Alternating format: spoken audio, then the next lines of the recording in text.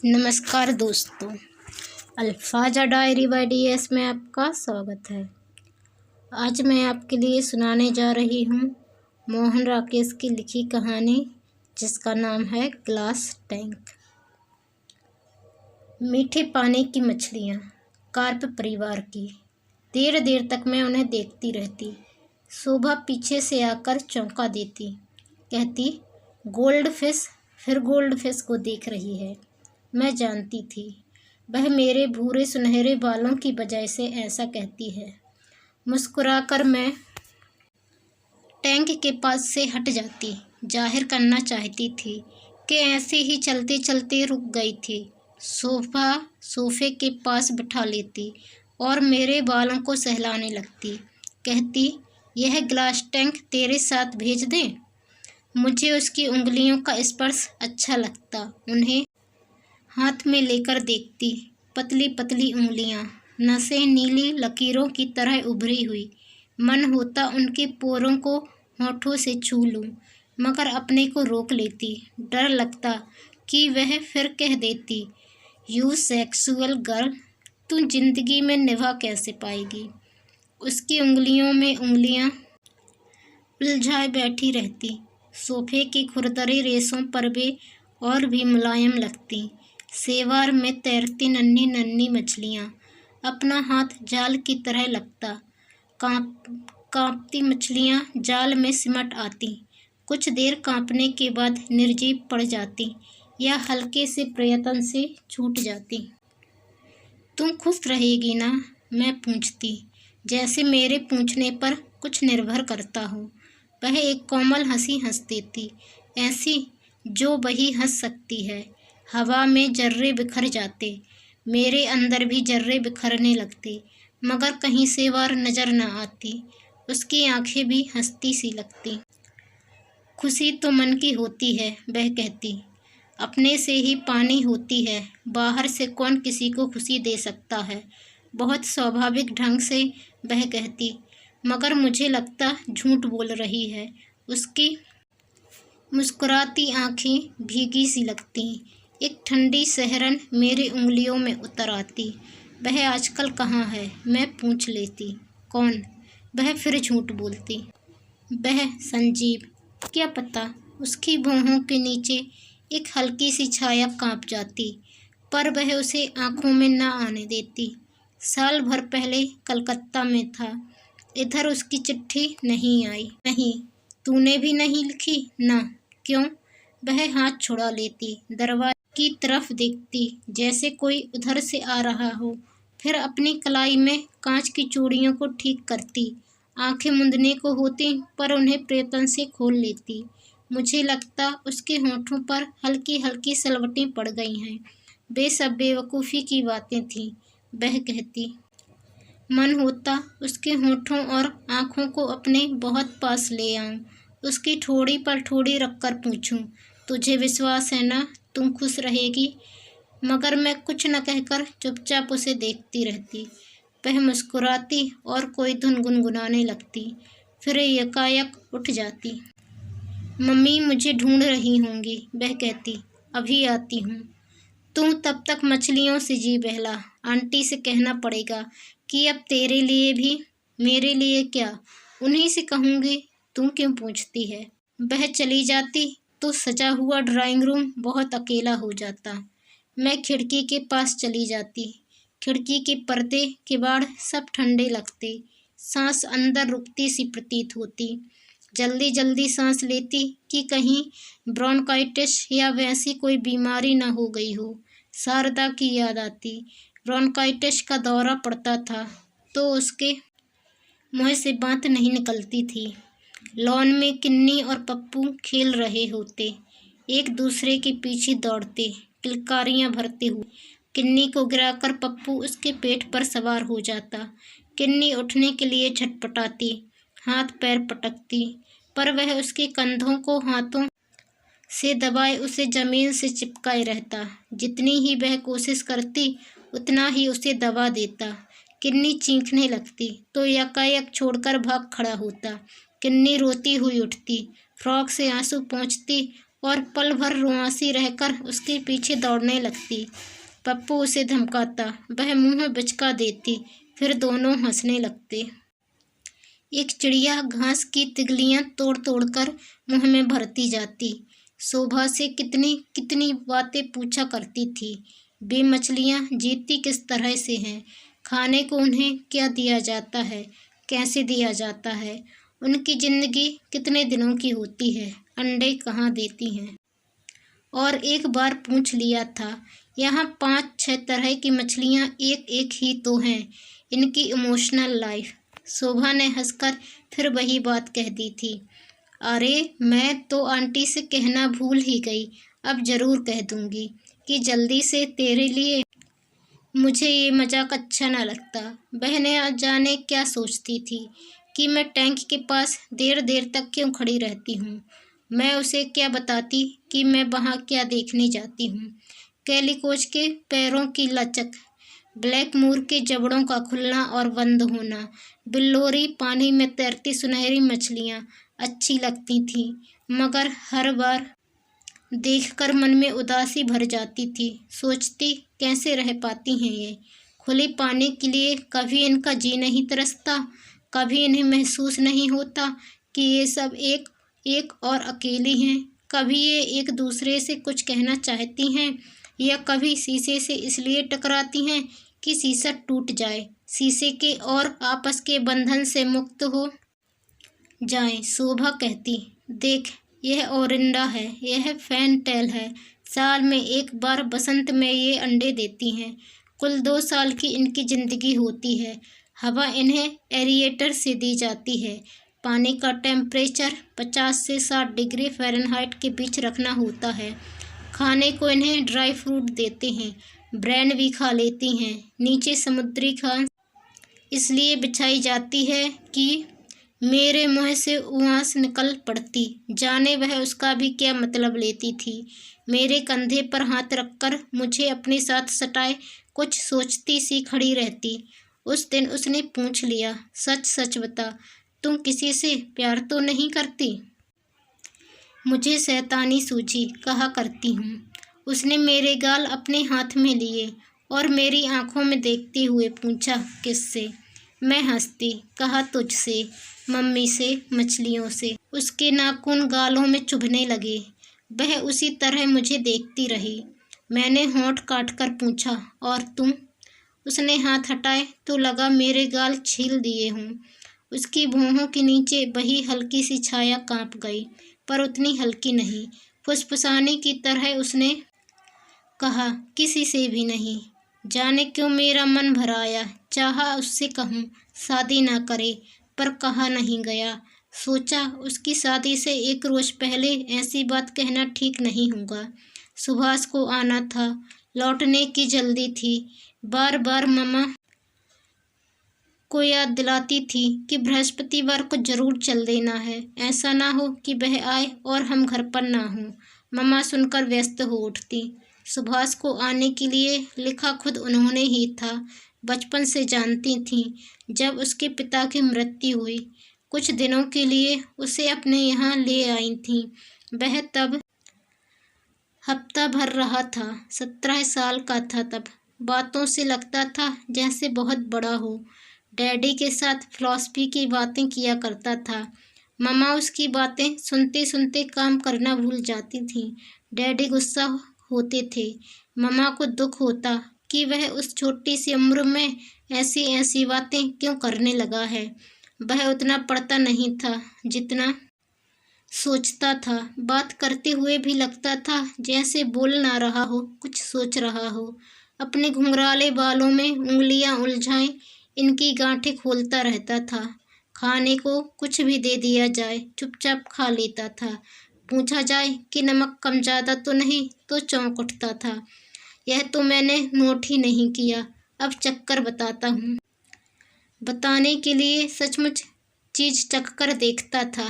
मम्मा जब भी उसका जिक्र करती उनकी आंखें भर आती। कहती कि इस लड़के को ज़िंदगी में मौका मिलता तो जाने क्या बनता।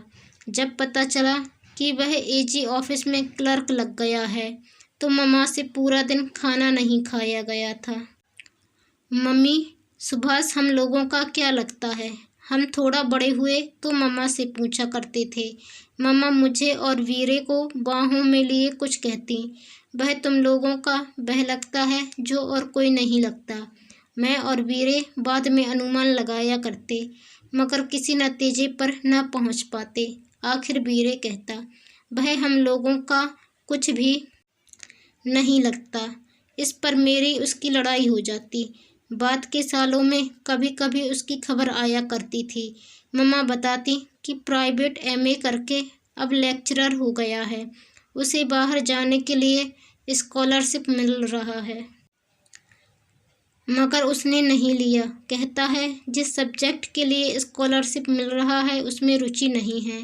साल गुजरते जाते, मामा उसे 3-3 चिट्ठियाँ लिखती तो उसका जवाब आता। वे सबको पढ़कर सुनाती, दिन भर उसकी बातें करती रहती, फिर चिट्ठी संभाल कर रख देती।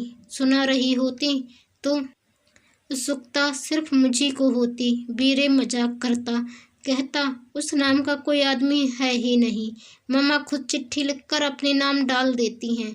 डैडी सुनते हुए भी ना सुनते, अखबार या किताब में आंखें गड़ाए रहते।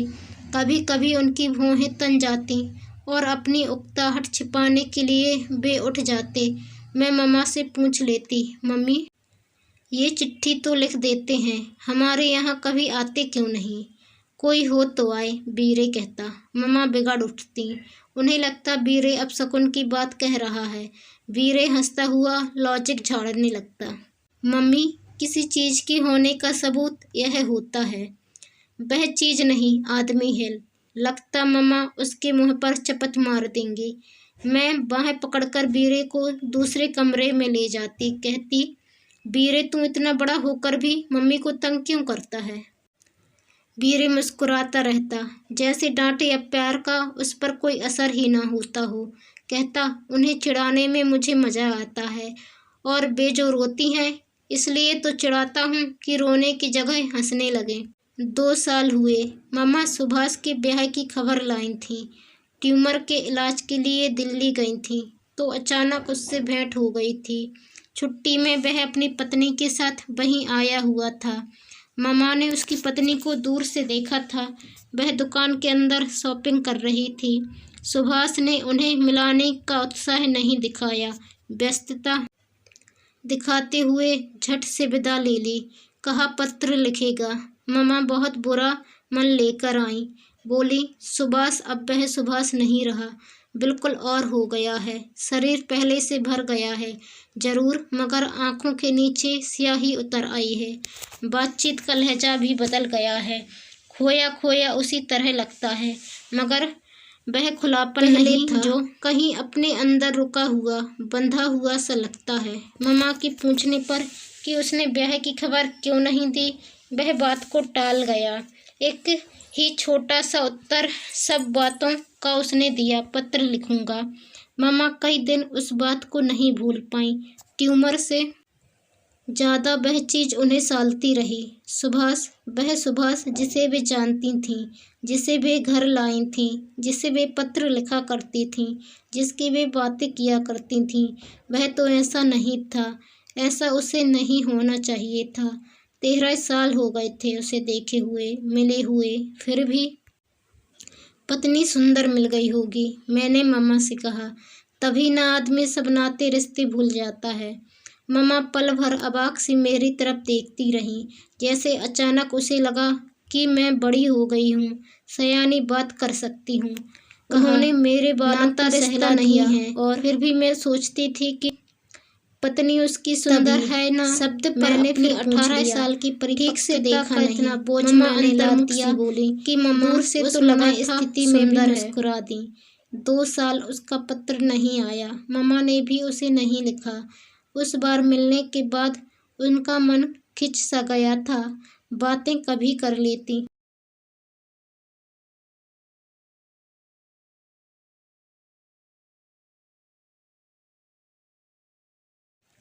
मगर जिद के साथ कहती कि पत्र नहीं लिखेंगी।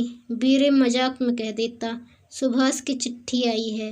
मम्मा जानते हुए भी विश्वास न कर पाती, पूछ लेती, सचमुच आई है? मैं उलझती, कि वे क्यों नहीं समझती कि वीरे झूठ बोलता है।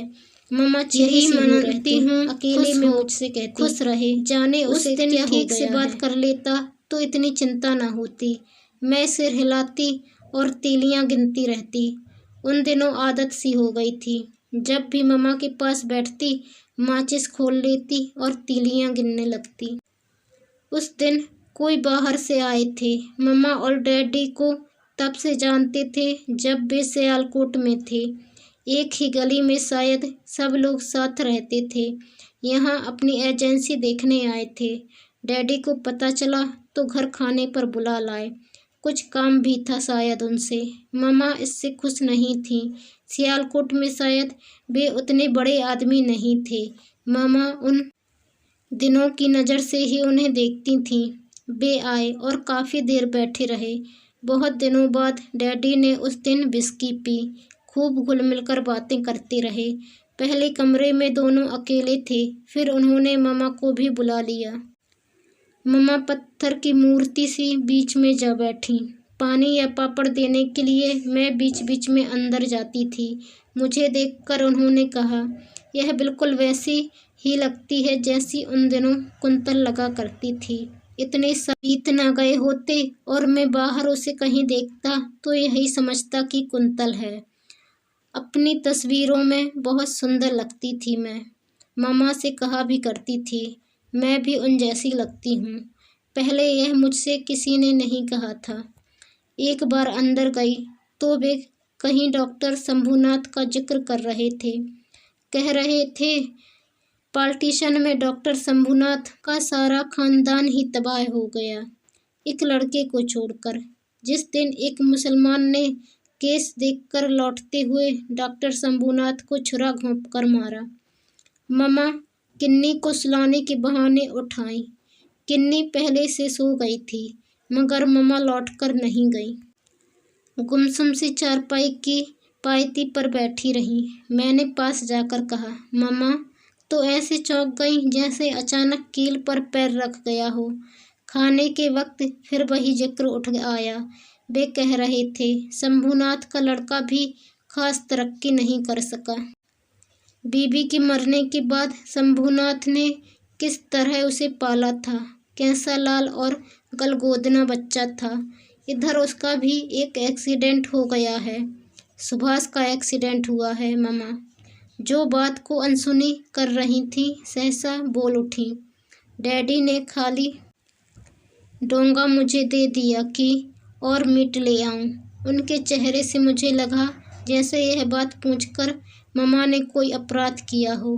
मीट लेकर गई तो मम्मा रुआंसी हो रही थीं। वह सज्जन बता रहे थे, सुना है घर में कुछ ऐसा ही सिलसिला चल रहा था। असलियत क्या है क्या नहीं, यह कैसे कहा जा सकता है। लोग कई तरह की बातें करते हैं, पर उसके एक खास दोस्त ने मुझे बताया है कि वह जानबूझकर ही चलती मोटर के सामने। डैडी ने मुझे फिर किचन में भेज दिया। इस बार मेज पर चावल और चपातियों की ज़रूरत थी। वापस पहुंची तो डैडी को कहते सुना, I always thought a boy dead suicidal tendencies. Subhash का नया पता मम्मा ने उन्हीं से लिया था। डैडी कई दिन बिना वजह मम्मा पर बिगड़ते रहे। खुद ही किसी तरह किसी बात में डॉक्टर शंभूनाथ का जिक्र ले आते। भरी नज़र से मम्मा की तरफ देखते और फिर बिना बात उन पर बिगड़ने लगते। बिगड़ते पहले भी थे, मगर इतना नहीं। मम्मा चुपचाप उनकी डांट सुन लेती, उनसे बहस ना करती। बहस करना उन्होंने लगभग छोड़ दिया था। कड़ी से कड़ी बात दम साध कर सुन लेती और काम में लग जाती। कोई काम डैडी की मर्जी के खिलाफ करना होता तो उसके लिए भी बहस ना करती, चुपचाप कर डालती। डैडी से कुछ कहने या चाहने में जैसा अपने आप उन्हें छोटा लगता था, घर के खर्च तक के लिए कहने में भी डैडी अपने आप जो दे देते। कम पड़ता तो कुनमुना लेती या मुझसे कह लेती, मगर मुझे भी डैडी से मांगने ना देती। सुभाष को उन्होंने पत्र खुद नहीं लिखा, मुझसे लिखाया। जो कुछ लिखना था वह मुझे बता दिया। मेरे लिखे को सुधार भी दिया। आशा इतना ही था कि हम एक्सीडेंट की खबर पाकर चिंतित हैं, चाहते हैं कि एक बार वह आकर मिल जाए। पत्र पूरा करके मैंने मम्मा से पूछा, मम्मी तुम खुद क्यों नहीं देखने चली जाती? मम्मा ने सिर हिला दिया। सिर हिलाने से पहले एक बार डैडी के कमरे की तरफ देख लिया। डैडी किसी से बात कर रहे थे। आना होगा, आ जाएगा, मम्मा ने कुछ तटस्थता और अन्वयस्कता के साथ कहा। शायद उन दिनों हाथ ज़्यादा तंग था, इसलिए घर का खर्च वे बहुत जुगत से चला रही थीं। उन्हीं दिनों शोभा की शादी में पैसे की ज़रूरत थी। जवाब में चिट्ठी जल्दी ही आ गई। मेरे नाम थी। पहली चिट्ठी जो किसी अपरिचित ने मेरे नाम लिखी थी। लिखा था फरवरी के अंत में आएगा। और मुझे ब्राउन कैट, तू इतनी बड़ी हो गई कि अंग्रेजी में वह तब भी मुझे कहा करता था। मम्मा बताती थीं, बिल्ली की तरह ही गोद में लिटाए सिर और पीठ पर हाथ फेरता था। मैं खामोश लड़की थी। दम घुटने को आ जाता तो भी विरोध नहीं करती थी। किन्नी बहुत जिद करती है, मैं नहीं करती थी। जरा सी बात हो, वह चीख चीख कर सारा घर सिर पर उठा लेती है। 8 साल की होकर भी ऐसी है। मम्मा कहती हैं कि यह उनकी अपनी ज़रूरत है और कोई छोटा बच्चा नहीं है, एक वही है जिससे वे जी बहला सकती हैं। मुझे अच्छा नहीं लगता। किन्नी डॉल की तरह प्यारी लगती है, फिर भी सोचती हूँ बड़ी होकर भी डॉल बनी रही तो। कॉन्वेंट में एक ऐसी लड़की हमारे साथ पढ़ती थी, नाम भी था डॉली। उसकी आदतों से सबको चिढ़ होती थी, मुझे खास तौर से। अच्छे भले हाथ पैर, तंदुरुस्त शरीर और घूम रहे हैं डॉल बने। छी! पर मम्मा नहीं मानती, बहस करने लगती हैं। मन में शायद यह सोचती हैं कि मैं किन्नी से ईर्ष्या करती हूँ। मैं भी और बीरे के गाल मसलकर उसे रुला देता है। इसकी कॉपियाँ पेंसिलें छीनकर छिपा देता है। मैं उसे बिना नहाए नाश्ता नहीं देती। अपने से कंघी करने को कहती हूँ। मम्मा तना दे देती हैं तो बुरा लगता है। कई बार वे कह देती हैं, तुम लोगों के वक्त हालात अच्छे थे, तुम्हें कॉन्वेंट में पढ़ा दिया, सब कुछ कर दिया, लिए क्या बेचारी के मन में खींच उठती है, पर चुप रह जाती हूँ। कई बार बात जबान तक अकल लौट जाती है। मैं जो एमए करना चाहती थी वह डरती हूँ मम्मा रोने लगेंगी। दिन में किसी न किसी से कोई ऐसी बात हो जाती है जिससे वे रो देती हैं। मैं जानबूझकर कारण नहीं बनना चाहती। बीरे लाने के लिए स्टेशन पर गया था। हम लोगों ने उम्मीद लगभग छोड़ दी थी। 2 बार उसने प्रोग्राम बदला था।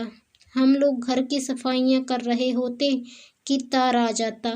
4 दिन के लिए अम्बाला चला आया हूँ। हफ्ते तक आऊँगा, फिर काम से दिल्ली रुकना है, दूसरा तार दूँगा। मुझे बहुत उलझन होती, गुस्सा भी आता, उससे ज़्यादा अपने पर और मम्मा पर।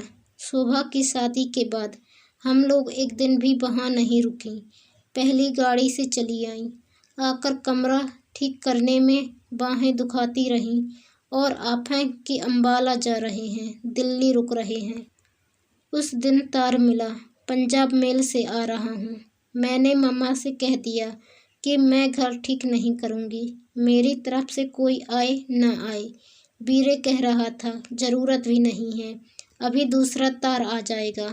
दूसरा तार तो नहीं आया, पर बीरे को एक बार स्टेशन जाकर लौटना ज़रूर पड़ा। पंजाब मेल उस दिन मम्मा को बुरा न लगी, इसलिए घर मैंने ठीक कर दिया, मगर खुद सोने चली गई। डैडी भी अपने कमरे में जाकर सो गए थे। मम्मा किन्नी को, जो 5 साल के बच्चों की तरह रोती रूठती है, उससे लाड़ करती, मनाती, सुलाकर मेरे पास आकर लेट गईं, शायद मुझे जगाए रखने के लिए। मैं कुनमुनाकर कहती रही कि मम्मी अभी सो जाने दो। नींद आई नहीं थी। मम्मा ने बहुत दिनों बाद बच्चों की तरह मुझे दुलारा, मेरे गाल चूमती रहीं, मुँह में कितना कुछ बुदबुदाती रहीं।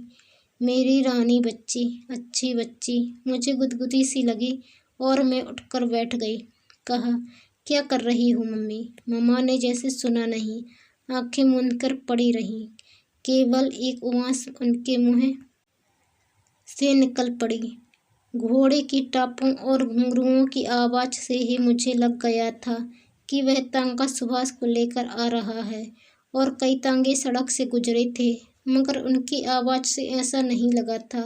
शायद इसलिए कि आवाज सुनाई तब थी जब सचमुच आंखों में नींद भर आई थी। आंखें खोलकर सचेत हुए तो वीरे दरवाजा खटखटा रहा था। वह साइकिल से आया था। मम्मा जल्दी से उठकर दरवाजा खोलने चली गईं। अजीब सा लग रहा था मुझे। बैठक में जाने से पहले कुछ पर्दे के पीछे रुकी रही, जैसे ऊंचे पुल में दरिया में डाइव करना हो। कॉन्वेंट के दिनों में बहुत बोल्ड थी, किसी के भी सामने बेझिझक चली जाती थी, हर एक से बेझिझक बात कर लेती थी। संकोच में दिखावट लगती थी, मगर उस समय न जाने क्यों मन में संकोच भर आया। संकोच अपने मन का था। उस नाम के आदमी को पहले से जान रखा था, सुनी सुनाई बातों से। कितने ही क्षण उस आदमी के साथ जिए भी थे, मम्मा की डबडबाई आंखों को देखते हुए। उसकी एक तस्वीर मन में बनी थी, जो डर था कि अब टूटने जा रही है। कोई भी आदमी क्या वैसा हो सकता है जैसा हम सोचकर उसे जानते हैं? वैसा होता तो पर्दे उठाने पर मैं एक लंबे आदमी को सामने देखती, जिसके बाल बिखरे होते, दाढ़ी बड़ी होती, और मुझे देखते ही कहता, ब्राउन कैट, तू तो अब सचमुच लड़की नजर आने लगी। मगर जिसे देख रही थी वह मंझले कद का गोरा आदमी था। इस तरह खड़ा था जैसे कटघरे में बयान देने आया हो। माथे पर घाव का गहरा निशान था। कमीज का कॉलर नीचे से उधड़ा था, जिससे वह उसे हाथ से पकड़े था। डैडी से कह रहा था, मैंने नहीं सोचा था गाड़ी इतनी देर से पहुंचेगी। ऐसे गलत वक्त आकर आप सबकी नींद खराब की। मैंने हाथ जोड़े तो परेशान सी मुस्कुराहट के साथ उसने सिर हिला दिया। मुँह से कुछ नहीं कहा, पूछा भी नहीं, यह नीरू है? आधी रात बिना सोए निकल गई। डैडी भी ड्रेसिंग गाउन में सिकुड़कर बैठे रहे। मैंने 2 बार कॉफ़ी बनाकर दी। वीरे किचन में आकर मुझसे कहता, एक प्याले में नमक डाल दे। मीठी कॉफ़ी ऐसे आदमी को अच्छी नहीं लगती। तूने तो सारी जिंदगी ऐसे आदमियों के साथ गुजारी है ना? मैं उसे हटाती कि भाप उसकी या मेरी उंगलियों से न छू जाए। सारी ना सही, तुझसे तो ज़्यादा गुजारी है। वह उंगली से मेरे केतली वाले हाथ पर गुदगुदी करने लगता। स्टेशन से अकेला साथ आया हूँ। हट जा, केतली गिर जाएगी। मैं उसे झिड़क देती। वीरे मुँह बनाकर उस कमरे में चला जाता। कहता, देखिए साहब, और बातें बाद में कीजिएगा, पहले इस लड़की को थोड़ी तमीज़ सिखाइए। बड़े भाई की यह इज्जत करना नहीं जानती। इससे साल भर बड़ा हूँ, मगर मुझे ऐसे झिड़क देती है जैसे अभी 2nd स्टैंडर्ड में पढ़ता हूँ। कह रही थी, आप कॉफ़ी में चीनी की जगह नमक लेते हैं। मैंने मना किया तो मुझ पर बिगड़ने लगी। वीरे ना होता तो शायद वह बिल्कुल ही ना खुल पाता। कभी वीरे अपने कॉलेज का कोई किस्सा सुनाने लगता, कभी बताने लगता कि उसने स्टेशन पर उसे कैसे पहचाना। ये गाड़ी से उतरकर इधर उधर देख रहे थे, और मैं बिल्कुल इनके पास खड़ा मुस्कुरा रहा हूँ। देख रहा हूँ कि कब ये निराश होकर मिलने को हूँ तो इनसे बात करूँ। ये और सब लोगों को तलाशती आंखों से देखते हैं, मुझे ही नहीं देखते, जो इनके पास इनसे सटकर खड़ा हूँ। मैं इनके उतरने से पहले से जानता हूँ कि जिसे रिसीव करने आया हूँ वह यही परेशान हाल आदमी है। मम्मा टोकती कि वह किसी को भी बात करने दे, मगर वीरे अपनी बात किए जाता। हम सब हंसने लगते, मगर सुभाष गंभीर बना रहता, थोड़ा मुस्कुरा देता बस। कभी मुझे लगता कि वह बन रहा है, मगर उसकी आंखों से देखती तो लगता कि कहीं गहरे में डूबा है, जहाँ से उबर नहीं पा रहा। उसका हाथ बार बार उधड़े कॉलर को ढकने के लिए उठ जाता। कमीज सुबह नीरू को देना, कॉलर सी देगी। मम्मा ने कहा तो वह सकुचा गया। पहली बार आंख भरकर उसने मुझे देखा, फिर उसने उधड़े कॉलर को ढकने की कोशिश नहीं की। हैरान थी कि सबसे ज़्यादा बातें डैडी ने की। उन्होंने ही उससे सब कुछ पूछा। एक्सीडेंट कैसे हुआ, अस्पताल में कितने दिन रहना पड़ा, जख्म कहाँ कहाँ है, कोई गहरी चोट तो नहीं, वे आजकल कहाँ हैं, मैरिड लाइफ कैसी चल रही है। मम्मा को अच्छा लगा कि यह सब उन्हें नहीं पूछना पड़ा। उन्हें बल्कि डर था कि डैडी इस बार ज़्यादा बात नहीं करेंगे। 2 मिनट इधर उधर की बातें करके उठ जाएंगे, फिर सुबह पूछ लेंगे, नाश्ता कमरे में करना चाहोगे या बाहर मेज पर। उसे भी शायद डैडी से ही बात करना अच्छा लग रहा था। हम सबकी तरफ से एक तरह से उदासीन था। हम में से कोई बात करे तभी उनकी तरफ देखता था। मैं देख रही थी कि मम्मा एकटक उसे ताक रही हैं, जैसे आंखों से ही उसके माथे के जख्म को सहला देना चाहती हूँ। बीच में वे उठी और साथ के कमरे से अपना शॉल ले आई। बोली, ठंड है, ओढ़ लो, ओढ़कर बात करते रहो। उसने शॉल भी बिना कुछ कहे ओढ़ लिया और गुड्ढा सा बना बैठा रहा। डैडी जो कुछ पूछते रहे उसका जवाब देता रहा। ड्राइवर अच्छा था, शायद ब्रेक भी काफ़ी अच्छी थी, ज़्यादा चोट नहीं आई। मडगार्ड से टक्कर लगी, पहिया ऊपर नहीं आया। 10 दिन में जख्म भर गए। बाएं हाथ की कोहनी ठीक से नहीं उठती। डॉक्टरों का कहना है उसमें 5-6 महीने लगेंगे, उसके बाद भी पूरी तरह शायद ही ठीक हो। मुझे तब लग रहा था कि वह अंदर ही कहीं डूबा है। उसके होंठ रह रह कर किसी और ही विचार से कांप जाते हैं।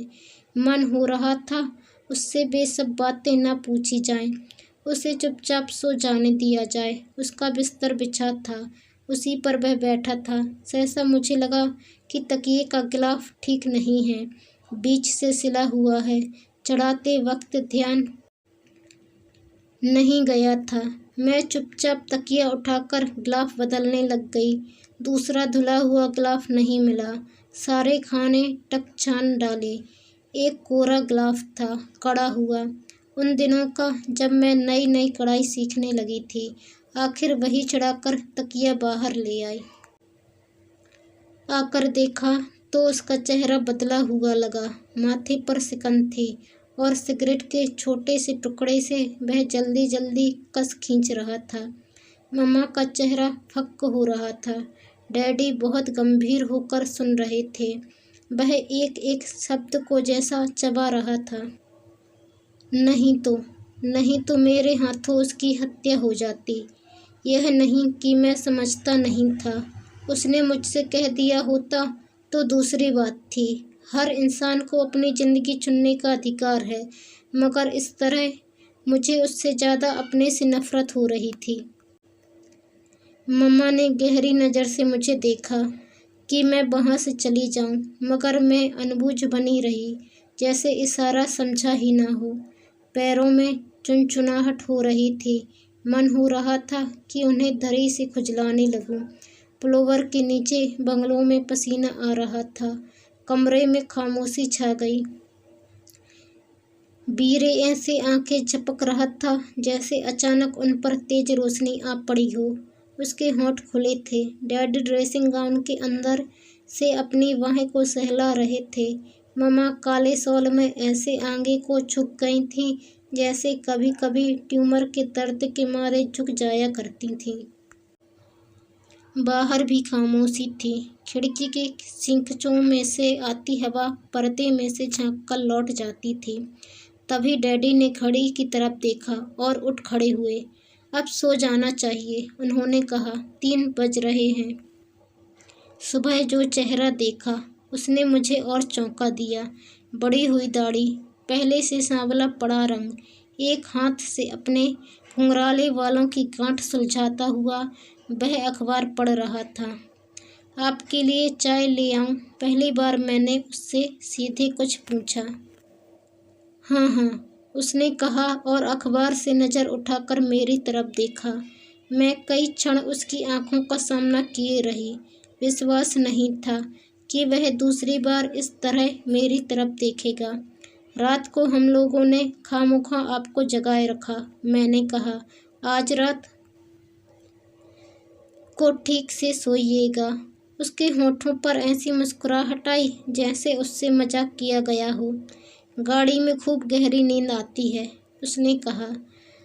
आप आज चले जाएंगे? उसने सिर हिलाया। एक दिन के लिए भी मुश्किल से आ पाया हूँ। वहाँ ज़रूरी काम है। बहुत ज़रूरी नहीं, लेकिन काम है। पहली नौकरी छोड़ दी है, दूसरे के लिए कोशिश करनी है। एक दिन बाद जाकर कोशिश नहीं की जा सकती। यकायक मुझे लगा कि मैं यह सब क्यों कह रही हूँ। डैडी सुनेंगे तो क्या सोचेंगे। परसों एक जगह इंटरव्यू है, उसने कहा। वह तो परसों है ना, कल तो नहीं। और मैं बाहर चली आई। उसकी आंखों में और देखने का साहस नहीं हुआ। वह बात भी उसने कही जो मैंने चाहा था वह कहे। दोपहर को खाने के बाद किन्नी को गोद में लिए हुए उसने कहा, उन दिनों नीरू उससे छोटी थी नहीं, बिल्कुल ब्राउन कैट लगती थी। ऐसे खामोश रहती थी जैसे मुँह में जुबान ही ना हो। मैं भी तो खामोश रहती हूँ। किन्नी मचल उठी। मैं कहाँ बोलती हूँ। उसने किन्नी को पेट के बल गोद में लिटा दिया और उसकी पीठ थपथपाने लगा। मैंने सोचा था किन्नी इस पर शोर मचाएगी, हाथ पैर पटकेगी, मगर वह बिल्कुल गुमसुम होकर पड़ी रही। मैं देखती रही कि कैसे उसके हाथ पीठ को थपथपाते हुए ऊपर जाते हैं, फिर नीचे आते हैं और कमर के पास हल्की सी गुदगुदी करते हैं और कूल्हे पर चपत लगाकर फिर सिर की तरफ लौट जाते हैं। हम में से कोई किन्नी से इस तरह प्यार करता तो वह उसे नोचने को हो आती। सुभाष के हाथ रुके तो उसने झुककर किन्नी के बालों को चूम लिया। कहा, सचमुच तू बहुत खामोश लड़की है। किन्नी उसी तरह पड़ी पड़ी हंसी और भी कितनी देर वह उसकी पीठ सहलाता रहा। बीच बीच में उसकी आंखें मुझसे मिल जाती।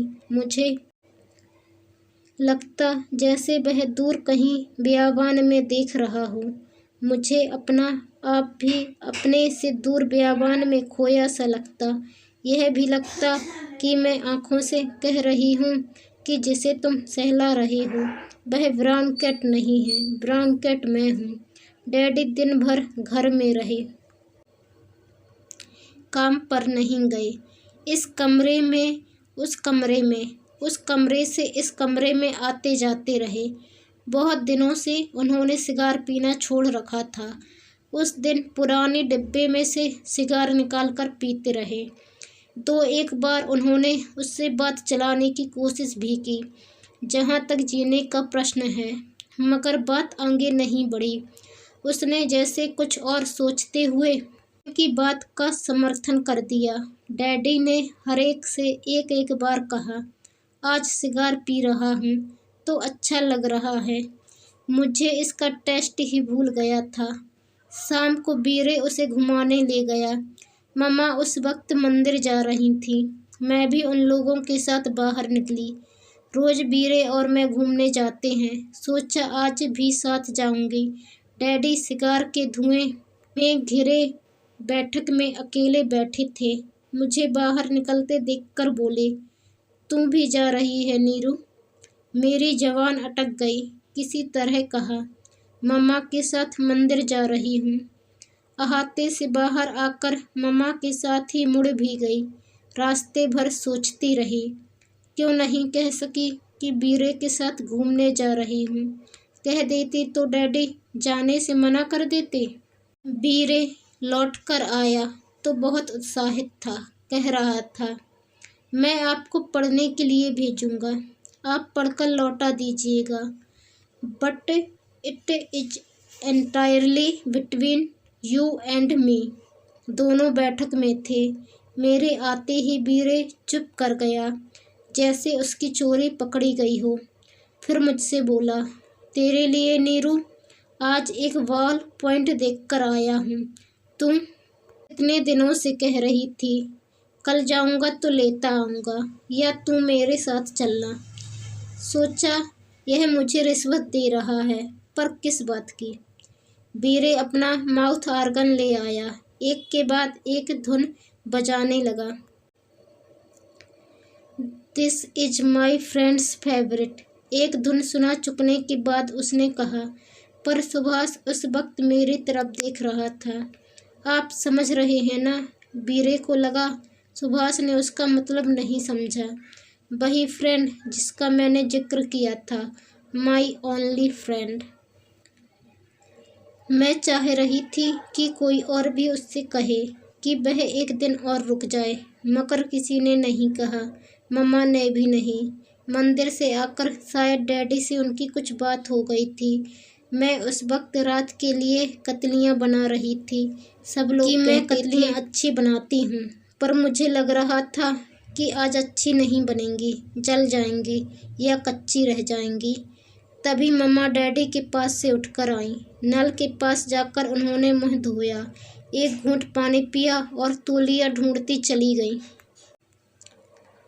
खाना खिलाते हुए मैंने उससे पूछा, कतलियाँ अच्छी बनी हैं? वह चौंक गया, उसी तरह जैसे मम्मा बताती थी। आधी खाई कतली प्लेट से उठाता हुआ बोला, अभी बताता हूँ। खाना खाने के बाद वह सामान बांधने लगा। सूटकेस में चीज़ें भर रहा था तो मैं पास चली गई। मुझे बता दीजिए, मैं रख देती हूँ, मैंने कहा। हाँ अच्छा, कहकर वह सूटकेस के पास से हट गया। कैसे रखना है बता दीजिए। कैसे भी रख दो, एक बार कुछ निकालूंगा तो सब कुछ फिर उलझ जाएगा। मैंने सुबह कुछ बात कही थी, मेरी आवाज़ सहसा बैठ गई। क्या बात? रुकने की बात। हाँ रुक जाता, मगर। बीरे नींबू उछालता हुआ आ गया। आप कह रहे थे जी घबरा रहा है, वह बोला। यह नींबू ले लीजिए, रास्ते में काम आएगा। एक कागज में नमक मिर्च भी आपको दे देता हूँ। इस लड़के के हाथ का खाना खाकर आदमी की तबीयत वैसे ही खराब हो जाती है। मैं चुपचाप चीज़ें सूटकेस में भरती रही। वह बीरे के साथ डैडी के कमरे में चला गया। उसने चलने की बात कही तो मुझे लगा जैसे कपड़े उतारकर किसी ने मुझे ठंडे पानी में धकेल दिया हो। डैडी सिगार का टुकड़ा प्याली में बुझा रहे थे। वह डैडी के पास चारपाई पर बैठा था। मम्मा, बीरे और मैं सामने कुर्सियों पर थे। किन्नी कुछ देर रोकर डैडी की चारपाई पर ही सो गई थी। सोने से पहले चिल्ला रही थी, हम फिर शोभा की शादी में जाएंगे। हमें वहाँ से जल्दी क्यों ले आई थी? वहाँ हम पप्पू के साथ खेलते थे। यहाँ सब लोग बातें करते हैं, हम किसके साथ खेलें? सोई हुई किन्नी प्यारी लग रही थी। मैं सोचने लगी, जब मैं उतनी बड़ी थी तब मैं कैसी लगती थी। वह चलने के लिए उठ खड़ा हुआ। उठते हुए उसने किन्नी के बालों को सहला दिया। फिर एक बार भरी भरी नज़र से मुझे देख लिया। मुझे लगा मैं नहीं, मेरे अंदर कोई और चीज़ है जो सिहर गई है। तांगा खड़ा था, बीरे पहले से ले आया था। हम सब निकलकर अहाते में आ गए। बीरे ने साइकिल संभाल ली। इंटरव्यू का पता देना। वह तांगे की पिछली सीट पर बैठ गया तो मम्मा ने कहा। उसने सिर हिलाया और हाथ जोड़ दिए। मैं हाथ नहीं जोड़ सकी, चुपचाप उसे देखती रही। तांगा मोड़ पर पहुंचा तो लगा कि उसने फिर एक बार उसी नज़र से मुझे देखा है। मम्मा आदत से मजबूर अपने आंसू पोंछ रही थीं। डैडी अंदर चले गए थे। मैं कमरे में पहुंची तो लगा जैसे अब तक घर के अंदर थी, अब घर से बाहर चली गई हूँ। रात को मम्मा फिर मेरे पास आ लेटी। मुझे उन्होंने बाहों में ले लिया। मैं सोच रही थी कि उसे गाड़ी में सोने की जगह मिली होगी या नहीं, और मिली होगी तो वह सो गया होगा या नहीं। ना जाने क्यों मुझे लग रहा था कि उसे नींद कभी नहीं आती। शरीर नींद से पथरा जाता है, तब भी उसकी आंखें खुली रहती हैं और अंधेरे की परतों में कुछ खोजती रहती हैं। मम्मा मुझे प्यार कर रही थीं, पर उनकी आंखें भीगी थीं। मम्मी, रो क्यों रही हो? मैंने बड़ों की तरह पुचकारा। तुम्हें खुश होना चाहिए कि एक्सीडेंट उतना बुरा नहीं हुआ। दुनिया में एक औरत ऐसी निकल आई तो मम्मा का रोना और बढ़ गया। मुझे भ्रम हुआ कि शायद मैं रो रही हूँ और मम्मा चुप करा रही हैं। मैंने अपने और उसके शरीर को एक बार छूकर देख लिया। नीरू, मम्मा कह रही थी, तुम मेरी तरह मत होना, तेरी मम्मा, तेरी मम्मा। मैंने उन्हें हिलाया, लगा जैसे उन्हें फिट पड़ा हो। ऐसा क्यों कह रही हो मम्मी? मैंने कहा, तुम्हारे जैसे दुनिया में कितने लोग हैं, मैं अगर तुम्हारे जैसी हो सकी तो। मम्मा ने मेरे मुंह पर हाथ रख दिया। ना नीरू, वे बोली, और जैसी भी होना, अपनी मम्मा जैसी कभी न होना। मैं मम्मा के सिर पर थपकियां देने लगी। जब उनकी आंख लगी, उनका सिर मेरी बाहें पर था। कंबल 3/4 उन पर था, इसलिए मुझे ठंड लग रही थी। बाहें भी सो गई थी, पर मैं बिना हिले डुले उसी तरह पड़ी रही। पहली बार मुझे लगा कि अंधेरे की कुछ आवाज़ें भी होती हैं। गहरी रात की खामोशी बेजान खामोशी नहीं होती। अपनी सोई हुई बाहें को मैं इस तरह देखती रही जैसे वह मेरे शरीर का हिस्सा ना होकर एक अलग प्राणी हो। मन में ना जाने क्या क्या सोचती रही। मम्मा की आंख में एक आंसू अब भी अटका हुआ था। मैंने दुपट्टे से उसे पोंछ दिया, बहुत हल्के से, जिससे मम्मा की आंख न खुल जाए, और उनके सिर पर थपकियां देती रही। दोस्तों, यदि आप चैनल पर नए आए हैं तो प्लीज़ चैनल को सब्सक्राइब कर बेल आइकन को क्लिक करें, वीडियो को लाइक करें, शेयर करें और कमेंट करें। धन्यवाद।